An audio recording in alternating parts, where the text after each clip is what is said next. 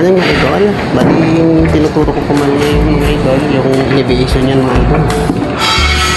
Bali dyan po pala tayo mag-base. Galing sa elevation, siyempre kailangan tatanong tayo sa engineer kung ano ba yung mga sapat. Siyempre kung alam na rin natin magbasa ng plano, siyempre titingin din tayo.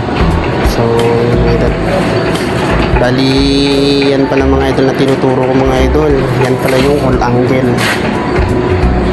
Siyempre mga idol, bago magkabit nyan, siyempre titingin ka muna sa plano at tatungin mo kung anong elevation. Dito ka din sa elevation bumabasa mga idol. Yan ang pinaka-importante mga idol. Yun.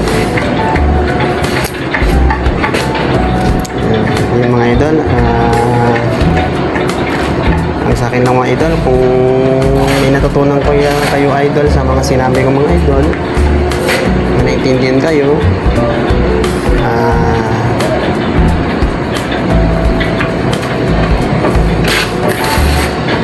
pa-comment naman sa section kung anong mga natutunan natin, yung natutunan nyo sa akin.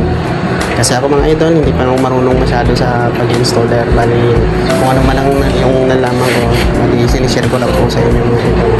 Para may malaman din po mga idol. Pumasok kayo sa pag-installer. Siyempre, may konting tips naman kayo at learning ng mga nalaman. So, ayun mga idol. Maraming salamat mga idol. Pa-heart and siya naman mga idol at magandang umaga.